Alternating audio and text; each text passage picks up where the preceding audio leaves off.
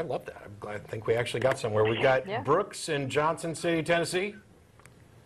Hi. Hi, Brooks. Thanks for waiting. How's it going, Matt and Jen? Good. How are you? Pretty good. Pretty good. I'm a first-time caller, first-time listener. I'm just kind of I was calling because a friend asked me to call, and I'm a theist. Okay. Okay.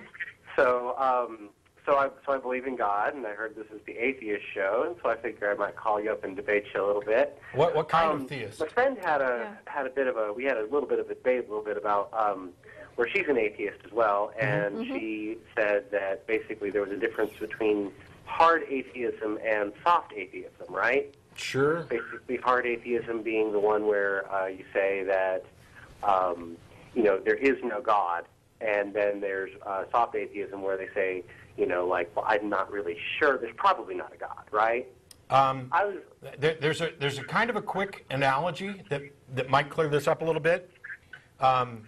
If you're on a jury, your only choices are to vote guilty or not guilty.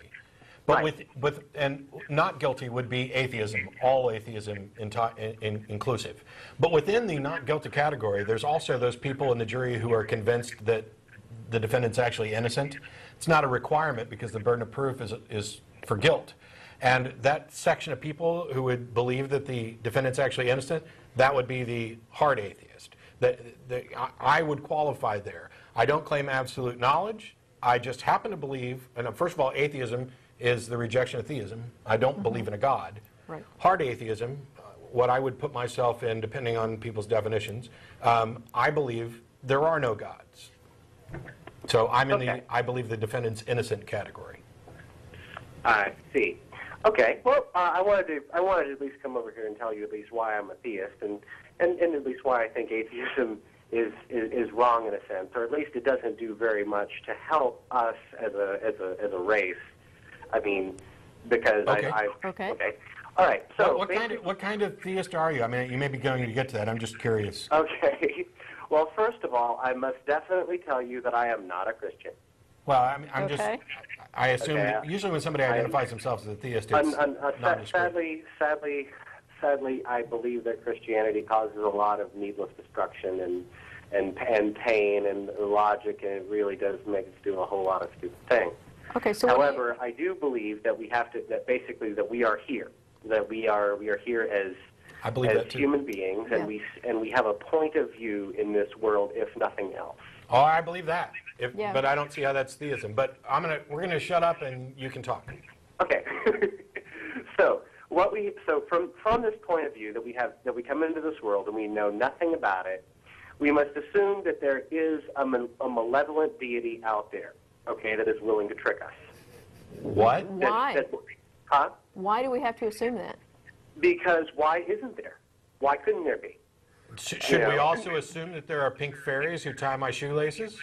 Hey, there may be. We may be the Red King's dream. So basically you're saying you should believe anything until it's proven wrong. Right. So why aren't you a Christian and a Buddhist and a Muslim all at the same time?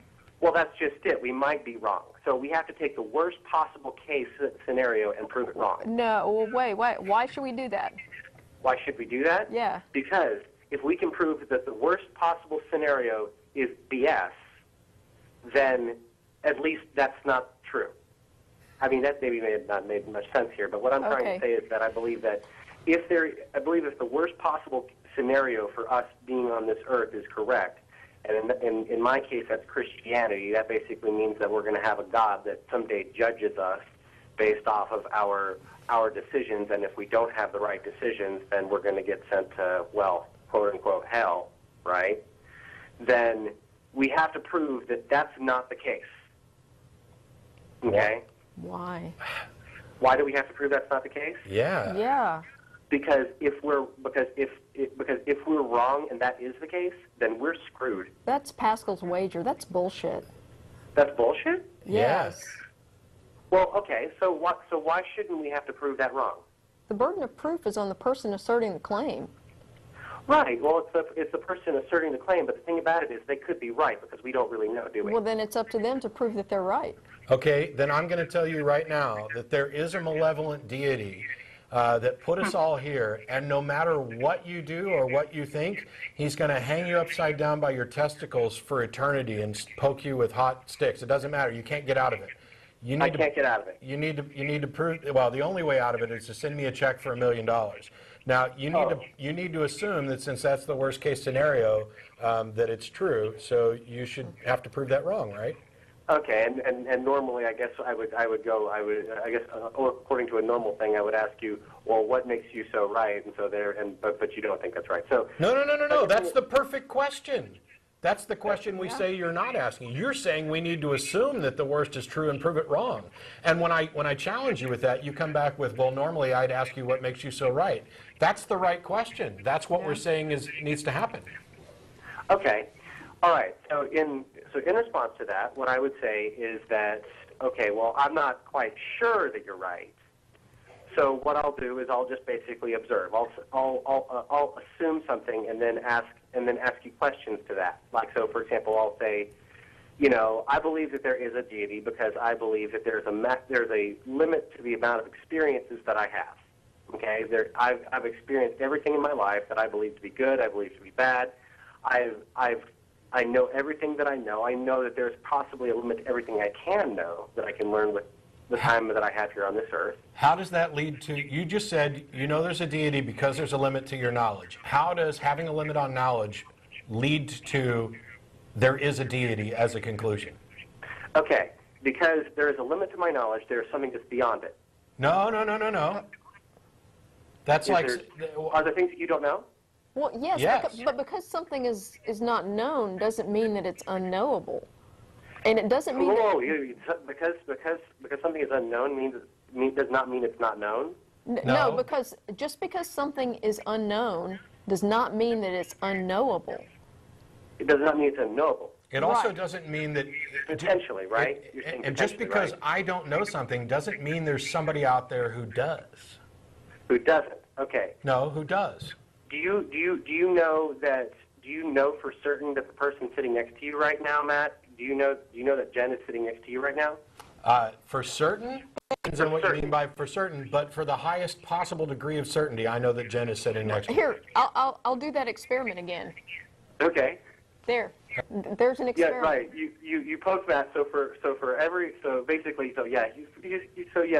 Matt's probably there. But the thing about it is that may be an illusion. It could be. It could be. You might be wrong. Yep. But if our senses are an illusion, if everything we see, if we're just a brain in a vat, then we're in big trouble. Well, exactly. And the thing is, we have no basis for even having this conversation.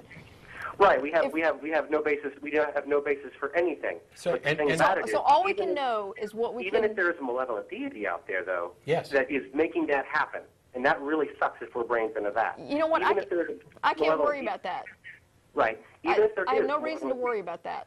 Right. We still exist, though. Well, yes. Right. And you know what? By using my senses and by using critical thinking skills and even the scientific method here and there, I'm able to produce repeatable results. Mm-hmm. My senses are reliable, and I can use the information I gain to make predictions about the real world. So on that basis, I conclude that what I'm perceiving as reality is in fact here.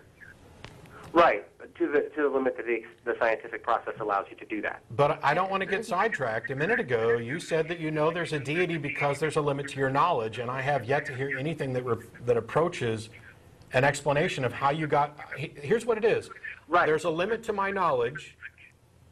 I need this step, and then there is a deity. What's this step? Okay. The step is that even though we may be able to use scientific knowledge to prove that Matt and Jen are there, the point is that even if the scientific method were wrong and we were all brains in a jar, the fact is that we are still brains in a jar, meaning that we don't not exist. I agree. We exist. We're done with that. As a result, we had to come here as a result, something had to give us our point of view. We couldn't just get our point of view on our own. Our point of view was bestowed on us. There's no first cause to our point of view. I'm talking about the first cause argument. I'm not able to grok what you're saying. Something must have given us our point of view. All right. Basically what goes on is that there's a first cause to all this. Basically, I could say that my point of view came from being born, right? My parents had sex. But then at the same time, there's a first cause to things because we live. By we point live of in- view, are you just saying existence with different words?